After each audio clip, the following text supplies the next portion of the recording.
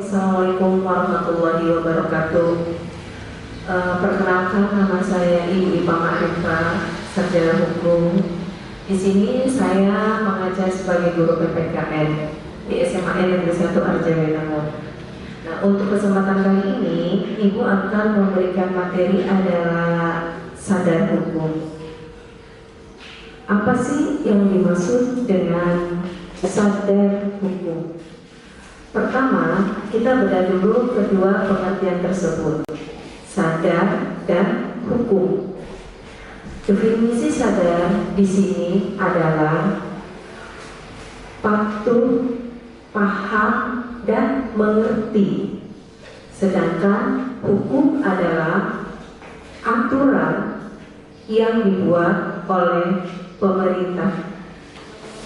Dalam hal ini, sadar hukum itu sangat diperlukan sekali, dikarenakan negara akan maju ini tergantung dari kesadaran warga negara itu sendiri. Hukum itu terbagi dalam berbagai macam aturan. Contoh, mengatur tentang perilaku. Mengatur tentang perilaku, apa yang seharusnya kita lakukan, dan melarang apa yang tidak boleh kita kerjakan atau kita lakukan. Contoh, kalau aturan atau hukum yang berupa anjuran atau yang harus dikerjakan adalah salah satu contohnya. Yang gampang saja adalah mentaati aturan undang-undang yang ada di negara Indonesia. Entah itu undang-undang lalu lintas, misalkan siswa harus disiplin memakai helm, terus disiplin untuk masuk sekolah, tidak bolos dan lain sebagainya. Adapun aturan yang tidak boleh dilanggar adalah yang kaitannya tentang bagaimana siswa itu tidak menggunakan narkoba, gitu ya, yang bersifat larangan contohnya. Nah, di sini ada juga aturan atau hukum tentang yang mengatur tentang harta adalah contohnya yang gampang adalah tentang bayar pajak.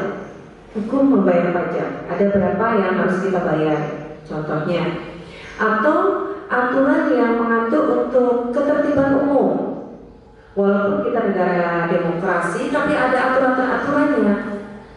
Contoh, kita tidak boleh mengganggu ketertiban umum, seperti kita berteriak atau nyanyi kencang-kencang pada malam hari. Nah, ini adalah mengganggu ketertiban umum.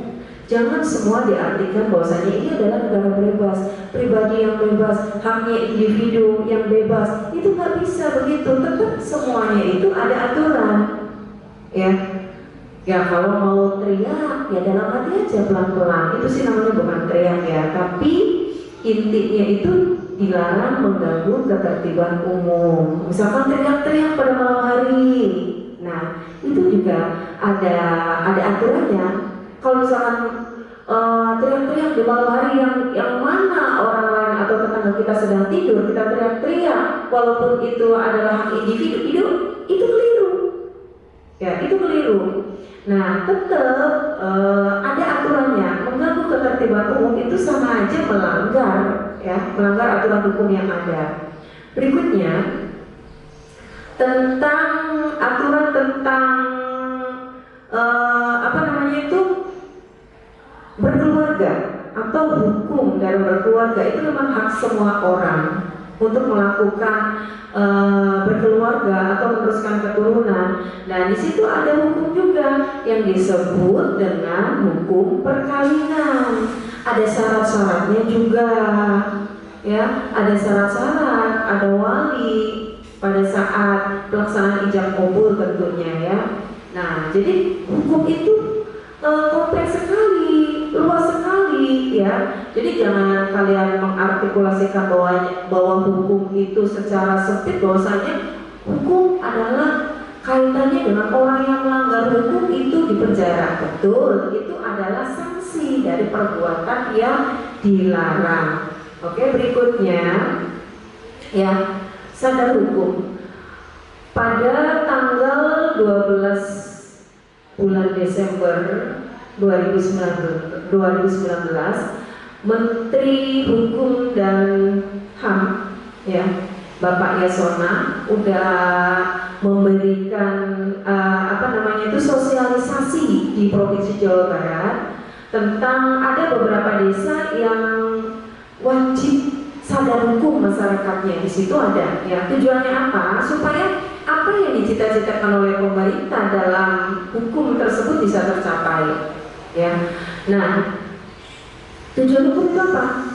Tujuan hukum supaya masyarakatnya tertib, supaya masyarakatnya adil, supaya masyarakatnya aman, supaya masyarakatnya tentram. Itu tujuan dari hukum.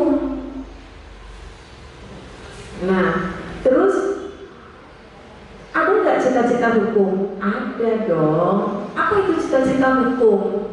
Ya, membuat masyarakat adil dan makmur. Ya, itu cita-cita hukum. Gimana caranya? Nah, di situ kalau gimana caranya, masyarakatnya harus sadar dulu. Ya, sadar akan sebagai pribadi atau sebagai warga negara untuk tidak melanggar hukum. Tuh ya. Berikutnya. Nah, apa sih manfaat adanya hukum tersebut? Banyak. Ya. Coba kita pikirkan, kalau seandainya di negara ini tidak ada hukum, tidak ada aturan, kita kembali seperti zaman purbakala, ya. Tidak ada aturan, hartanya orang diambil, istrinya orang yang cantik diambil, karena tidak ada aturan. Ya, jadi nanti kembali ke zaman dulu, yang kuat dia sebagai penguasa, yang lemah dia akan ditindas. Nah, dengan adanya hukum tersebut, maka hak asasi manusia itu disamakan. Semua orang memiliki hak asasi, termasuk anak yang masih dalam kandungan memiliki hak untuk hidup manakala kelak dia akan dilahirkan. Nah, anak-anakku sekalian, ya, coba kita pikirkan seandainya rambu-rambu lalu lintas yang ada warna merah, kuning, hijau, jangan diteruskan di langit yang biru ya, itu nanti nyanyian. Nah, lampu merah itu ada warna merah, yang artinya semua kendaraan itu harus berhenti. Hijau, lampu hijau itu jalan, lampu kuning itu hati-hati. Manakala ya aturan itu kita langgar, rambu-rambu lalu lintasnya warnanya merah, kita jalan aja, mobil itu jalan atau motor itu jalan, apa yang akan terjadi? Kecelakaan. Kenapa? Karena tidak tertib masyarakatnya. Terus apa yang terjadi? Luka-luka. Apa yang terjadi? Ini kesedihan. Nantinya keluarganya tentu sedih dong. Nah, maka dari itu usahakan dengan adanya hukum kita harus taat aturan yang ada, hukum yang ada kita taati supaya dapat terwujud cita-cita hukum, ya. Nah, anak-anak sekalian yang ibu banggakan dan ibu sayangi di sini, khususnya seluruh siswa baru, selamat datang di SMA Negeri 1 Arjawinangun. Sedikit ibu kemukakan contohnya, contoh yang gampang saja ini ya. Kalian pernah datang ke kebun binatang? Pernah tidak? Pernah ya, tentunya ya. Nah, di situ di kebun binatang itu ada macam-macam dong, ada macam-macam binatang, ada binatang yang buas, ada binatang yang jinak, ada binatang yang lucu tentunya ya. Nah, semuanya ada di kebun binatang. Tapi binatang-binatang itu dipisahkan, tidak boleh digabungkan, tidak boleh dicampurkan. Kenapa? Nah, itu ya. Jadi kenapa supaya aman ya? Nah, kalian lihat yang namanya harimau, ya, harimau yang kalian lihat itu tidak bisa bebas. Kita lihat di kebun binatang itu kenapa ada jeruji besinya harimau tersebut atau ada pagar yang tinggi. Nah, Itu kita melihat secara aman tidak? Lihat harimau yang ada di kebun binatang, aman kan? Aman, karena kita terlindungi. Ada yang namanya jeruji besinya, atau ada tembok yang tinggi yang menghalangi harimau untuk loncat tinggi gitu kan. Nah, berarti dengan adanya pagar besi atau teralis besi yang membentengi harimau, kita aman-aman saja. Nah, maksudnya gini, dengan adanya hukum, ya kita kan aman. Apanya yang aman? Kepentingan kitanya yang aman. Hak asasi kita dapat dijaga dengan baik. Ya.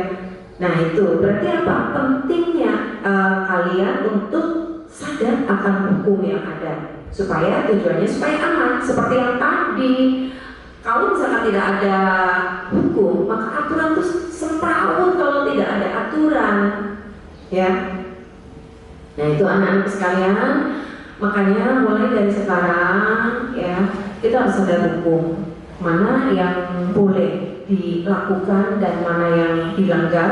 Kalian adalah insan politik, kalian adalah insan cendekiawan, kalian adalah generasi penerus bangsa, harus tahu, harus bisa membedakan itu yang baik, itu yang buruk, dan harus mentaati hukum yang ada dimanapun kalian berada. Itu akan menjadi aman, ya.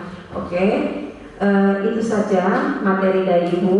Kurang lebihnya Ibu mohon maaf. Terima kasih atas perhatiannya. Wabillahi taufiq wal hidayah. Wassalamualaikum warahmatullahi wabarakatuh.